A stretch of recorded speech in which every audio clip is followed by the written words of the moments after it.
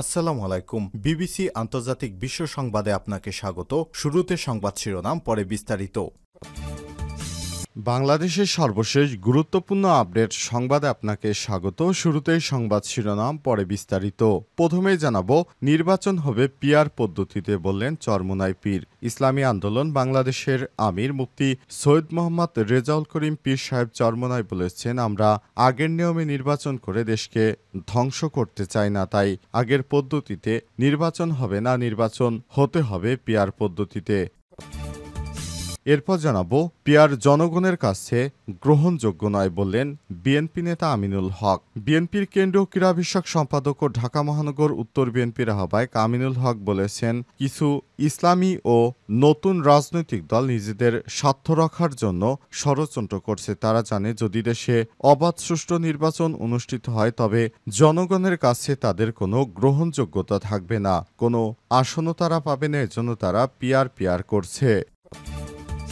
এদিকে সিআইডির জিজ্ঞাসাবাদে তৌহিদ আফ্রিদি ফ্যাসিস্টদের হয়ে নানা অপকর্মের কাজ করতেন বলে স্বীকার করেছেন। ইউটিউবার তৌহিদ আফ্রিদিকে 5 দিনের রিমান্ডে পেয়ে জিজ্ঞাসাবাদ শুরু করেছে পুলিশের অপরাধ তদন্ত বিভাগ সিআইডি। জিজ্ঞাসাবাদে তার ছাত্র জনতার অভ্যুত্থান বিরোধী কর্মকাণ্ড সহ গুরুত্বপূর্ণ নানা বিষয় তার অপকর্মের অভিযোগের সত্যতা পাওয়া গেছে। বরিশাল থেকে তাকে গ্রেপ্তারের পর প্রতারণা, নির্যাতন, জিম্মি, আর্থিক অপরাধের মতো নানা অভিযোগ সামনে আসতে শুরু করে। বিষয়গুলো জিজ্ঞাসাবাদের পর জানা গেছে তৌহিদ আফ্রিদি এসব বিষয়ের সঙ্গে সরাসরি যুক্ত। এদিকে জাতীয় ফুটবল দলের সাবেক খেলোয়াড় অস্ত্রসহ আটক। পীরগঞ্জে মাদক সম্রাট আরমানের সহযোগী বাংলাদেশ জাতীয় ফুটবল দল অনূর্ধ্ব-15 সাবেক খেলোয়াড় আশিকুর রহমান আশিক ও আরিফ হোসেন বাঁধনকে ইয়াবা ও দেশীয় অস্ত্র, মোটরসাইকেল সহ আটক করেছে পুলিশ। এদিকে ট্রাম্পের 50% শুল্ক আরোপ আতঙ্কে ভারতীয় ব্যবসায়ীরা। এক ভুতুড়ে নীরবতা তৈরি হয়েছে এক কৃষ্ণমূর্তির গার্মেন্টস কারখানায়। এটি ভারতের পোশাক রপ্তানির অন্যতম কেন্দ্র তিরুপপুরে অবস্থিত। মেঝেতে প্রায় 200টি ইন্ডাস্ট্রিয়াল সেলাই মেশিনের মধ্যে কাজ করছে মাত্র অল্প কিছু সংখ্যক লোক, কারণ আজ থেকে কার্যকর হচ্ছে যুক্তরাষ্ট্রের 50% শুল্ক।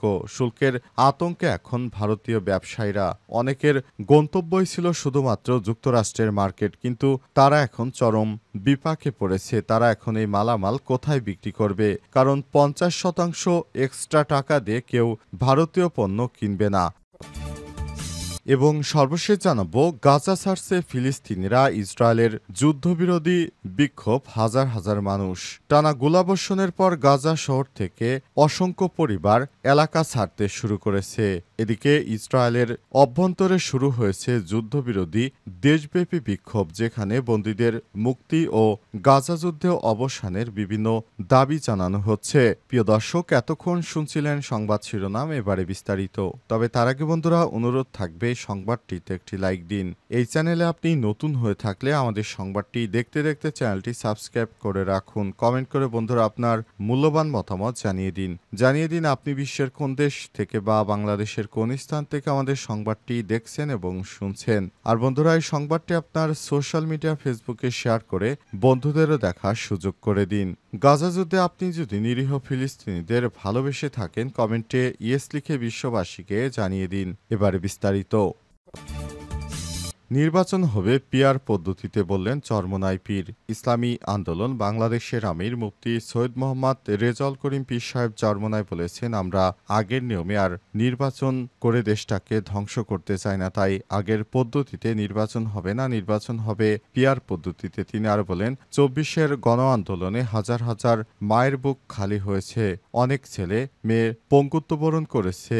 এর নিশ্চয়ই একটা উদ্দেশ্য ছিল, আমরা সবাই মিলে দেশটাকে সুন্দরভাবে সাজাবো। কিন্তু এখন আমরা যে লক্ষ্য করছি সেটা হলো, দেশের ভেতরে বিভিন্ন ষড়যন্ত্র শুরু হয়েছে। এসব ষড়যন্ত্রকে আমরা মোকাবেলা করব। দেশে যে প্রচলিত নির্বাচন ব্যবস্থা আছে তাতে ফ্যাসিবাদের জন্ম হয়, দেশের টাকা বিদেশে পাচার করা হয়। আমরা দেখেছি ফ্যাসিস্ট সরকারের এক মন্ত্রী 3টি দেশে 220টি বাড়ি কিনেছে, যার মূল্য 5,000 কোটি টাকার উপরে। এ টাকা কি তার বাবা অথবা তার দাদা রেখে গিয়েছিল?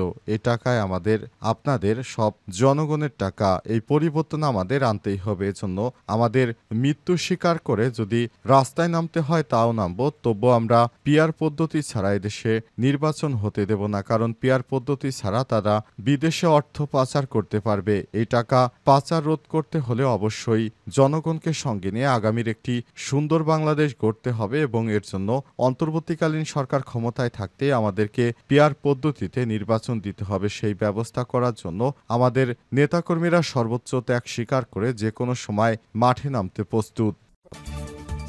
পিআর জনগণের কাছে অগ্রহণযোগ্য বললেন আমিনুল হক। বিএনপির কেন্দ্রীয় ক্রীড়া বিষয়ক সম্পাদক ও ঢাকা মহানগর উত্তর বিএনপির আহ্বায়ক আমিনুল হক বলেছেন, কিছু ইসলামিক দল ক্ষমতায় আসার আগেই তারা পিআর করছে। পিআর পদ্ধতি বাংলাদেশে গ্রহণযোগ্য নয়। তাকে প্রশ্ন করা হলে কি কারণে পিআর পদ্ধতি বাংলাদেশে গ্রহণযোগ্য নয় তিনি এর কোনো সদুত্তর দিতে পারেননি। তবে তিনি তার মন গড়া বিভিন্ন যুক্তি দাবি তুলে ধরেছেন। বিএনপির নেতা আমিনুল হক জানিয়েছেন, পিআর পদ্ধতি এদেশের জনগণ বোঝে না। পিআর পদ্ধতির মাধ্যমে ভোট হলে এদেশে তারা নির্বাচনকে প্রতিহত করার জন্য নানারূপ ষড়যন্ত্র করছে। পিআর পদ্ধতির মাধ্যমে এদেশে জনতারা পিআর পদ্ধতির মাধ্যমে মূলত কোনো ভোট চায় না। কারণ পিআর পদ্ধতির মাধ্যমে ভোট এদেশের মানুষ কখনোই গ্রহণ করেনি, ভবিষ্যতেও গ্রহণ করবে না। পিআর পদ্ধতি সিস্টেমটি একটি বিদেশি সিস্টেম। এই নীতি কেউ বিশ্বাস করে না। এদেশের জনগণ আগের মতোই স্বতঃস্ফূর্তভাবে ভোট দিতে চায়। অন্তর্বর্তীকালীন সরকার যে নির্দিষ্ট সময়ে নির্বাচনের তারিখ ঘোষণা করেছেন এজন্য সাধুবাদ জানিয়েছে বিএনপির এই নেতা। তিনি বলেছেন, নেতাকর্মীদের সতর্ক থাকতে হবে যাতে করে নির্বাচন নিয়ে কেউ কোনরূপ ষড়যন্ত্র করতে না পারে। এজন্য সবাইকে যার যার অবস্থান থেকে সতর্ক অবস্থায় থাকার জন্য আহ্বান জানিয়েছেন বিএনপি নেতা আমিনুল হক। তিনি আরো বলেছেন, দেশবাসী এখন পিআর পদ্ধতিকে সমর্থন করে না। সুতরাং এদেশে নির্বাচন হতে হবে সংখ্যাগরিষ্ঠ পদ্ধতিতে। কোনো পিআর এদেশে চলবে না। সিআইডি জিজ্ঞাসাবাদে তৌহিদ আফ্রিদি বললেন, তিনি ফ্যাসিস্টের হয়ে নানা অপকর্ম করতেন। ইউটিউবার তৌহিদ আফ্রিদি 5 দিনের রিমান্ড পেয়ে জিজ্ঞাসাবাদ শুরু করেছে পুলিশের অপরাধ তদন্ত বিভাগ সিআইডি। জিজ্ঞাসাবাদে তার ছাত্র জনতার অভ্যুত্থান বিরোধী নানা কর্মকাণ্ড সহ গুরুত্ব পাচ্ছে নানা অপকর্মের অভিযোগ। রোববার রাতে বরিশাল থেকে তাকে গ্রেপ্তারের পর প্রতারণা, নির্যাতন, জিম্মি ও আর্থিক অপরাধের মতো নানা অভিযোগ সামনে আসতে শুরু করে। সিআইডির কর্মকর্তারা জানিয়ে জুলাই আন্দোলনে স্বৈরাচারের পক্ষ নিয়ে তিনি সেলিব্রিটি এবং অন্যান্য কন্টেন্ট ক্রিয়েটরদেরকে নিয়ে আন্দোলন বন্ধের জন্য নানা প্ররোচিত করেছেন। যারা তার সঙ্গে দ্বিমত পোষণ করে তাদের বিভিন্নভাবে হুমকি ধামকি ও ভয়ভীতি দেখিয়েছেন। তার বিরুদ্ধে সম্প্রতি সামাজিক যোগাযোগ মাধ্যমে নানা অভিযোগ উঠে আসে। অনেকেই তৌহিদ আফ্রিদির নির্যাতনের বর্ণনাও দিয়েছেন। আওয়ামী লীগের প্রভাবশালী নেতাদের সঙ্গে সখ্য গড়ে তোলেন, বিপুল অঙ্কের টাকা পান। এর বেশিরভাগ টাকাই বিদেশে পাচার করেছেন তৌহিদ আফ্রিদি। 5 দিনের রিমান্ডে তার সব অপরাধের অভিযোগ সামনে রেখে ব্যাপক জিজ্ঞাসাবাদ করা হচ্ছে। যাত্রাবাড়ী থানায় বৈষম্য বিরোধী আন্দোলনে আসাদুল হক বাবু হত্যা মামলায় গ্রেপ্তার তৌহিদ আফ্রিদিকে 5 দিনের রিমান্ডে নেওয়া হয়। এর আগে গত 17 আগস্ট একই মামলায় রাজধানীর গুলশান থেকে গ্রেপ্তার হন তৌহিদ আফ্রিদির বাবা বেসরকারি টিভি মাই টিভির চেয়ারম্যান নাসির উদ্দিন সাথী। ট্রাম্পের 50% শুল্ক আরোপ আতঙ্কে ভারতীয় ব্যবসায়ীরা। এক ভুতুড়ে নিরাপত্তা তৈরি হয়েছে এখন কৃষ্ণমূর্তির গার্মেন্টস কারখানায়। এটি ভারতের পোশাক তৈরির ও রপ্তানির অন্যতম তিরুপে অবস্থিত।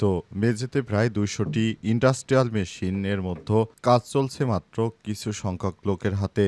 মার্কিন যুক্তরাষ্ট্রের কয়েকটা বৃহত্তম রিটেল খুচরা বিক্রেতার জন্য মৌসুমের শেষ অর্ডারে কাজ করছেন ওই কর্মীরা। ওই অর্ডার শিশুদের পোশাক তৈরি করে।